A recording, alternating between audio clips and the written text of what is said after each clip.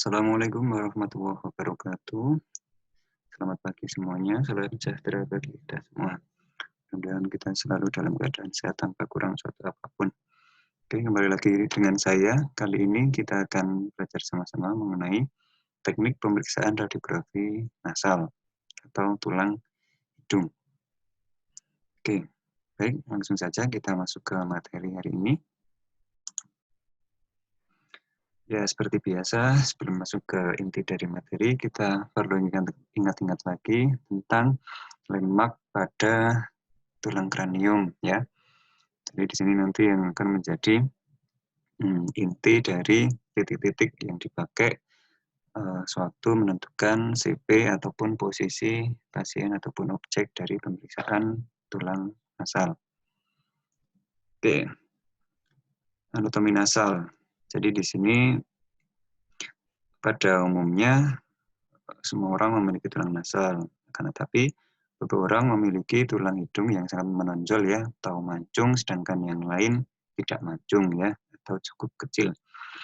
Di mana untuk sebagian besar hidung terdiri dari tulang rawan dan hanya dua tulang hidung yang membentuk bridge of nose atau jembatan pada hidung ya, kanan dan kiri.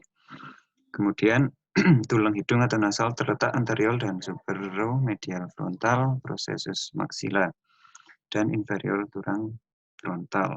Ini letak dari tulang hidung. Kemudian ada yang disebut nasion ataupun titik pertemuan dua tulang hidung dengan tulang frontal. Ya, ini landmark permukaan atau nama lainnya nasion. Seperti apa sih gambarnya? Nah, seperti ini. Ini nasal bone atau tulang nasal, ya, seperti ini. Kemudian nasion tadi ya, yang menjadi berhubungan ke tulang frontal. Ini nasion. Oke, kita masuk ke teknik radiografi nasal. Di sini ada dua proyeksi, rutin dan spesial seperti biasa. Rutin saya warnai biru, di mana ada proyeksi lateral, posisi R dan L. Kemudian spesial warna hijau, di mana ada proyeksi superinferior tangensial aksial. Oke, kita langsung masuk ke teknik pemeriksaannya, yaitu terdapat persiapan pemeriksaan. Seperti kalian ketahui ya, sudah paham, familiar dengan hal ini. Perlu diingat tidak perlu menggunakan marker. Tidak perlu menggunakan grid. Oke, langsung masuk ke proyeksi yang pertama, proyeksi rutin. Nah, untuk proyeksi rutin dari nasal hanya satu, yaitu lateral, di mana posisi dan R dan L harus dilakukan. Dimana untuk indikasi klinis proyeksi ini fraktur tulang nasal, di mana harus menampilkan dua sisi kanan dan kiri, karena untuk dibandingkan dengan tampilan terbaik pada sisi yang dekat dengan kaset. Kemudian untuk shielding menutupi daerah sensitif di luar nasal dan kolimasi mencakup 4 tulang sisi nasal. Kemudian untuk faktor teknis seperti ini ya, kaset 1824, landscape, FFD 4 inci, non-grid marker, R dan L, kemudian faktor eksposi digital dan analog.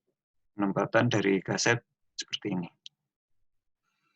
Nah, kemudian untuk proyeksi secara detail seperti ini, posisi pasien ya semi prone recumbent menghadap ke salah satu sisi ataupun bisa erect ya di depan dari bagi stand atau perangkat berdiri. Gambarnya seperti ini. Kemudian dipastikan true lateral, tubuhnya oblik, kemudian tulang nasal pada pertengahan dari kaset, kemudian IOML tegak lurus dengan kaset ya, IOML ya seperti ini, IPL sejajar dengan CR, kemudian MSP sejajar dengan meja pemeriksaan. Kemudian untuk CR-nya tegak lurus dengan kaset, di mana CP-nya setengah inci atau 1,25 cm, maaf, di bawah dari nasion. Jadi ke sini ya. Nah, seperti ini. Kemudian untuk kriteria radiografi pada proyeksi lateral dapat dilihat kanan dan kiri nampak semua ya. Ya, di sini tampak sisi lateral nasal yang dekat dengan kaset dan struktur tular lunak dari nus. Kemudian kedua sisi diperiksa dan tampak baik ya untuk perbandingan. Kemudian tampak tulang nasal, anterior nasal spine dan frontonasal sutur. Tidak ada rotasi pada nasal dan tampak soft tissue. Ya, seperti ini. Oke, lanjut ke proyeksi yang kedua. Di sini ada namanya proyeksi superior inferior tangensial. Ya, jadi di sini indikasi klinisnya sama untuk struktur tulang nasal. Untuk faktor yang lain sama seperti yang lateral ya. Nah, di sini ini gambaran posisi pasien dari proyeksi tangensial. Jadi di sini tentu ya harus melepaskan benda-benda logam plastik yang dapat mengganggu citra radiograf. Kemudian posisinya prone atau duduk erect di depan baki stand. Ini contohnya prone ya di atas meja pemeriksaan. Kemudian dagu ditempel pada kaset, maaf ya, pada kaset.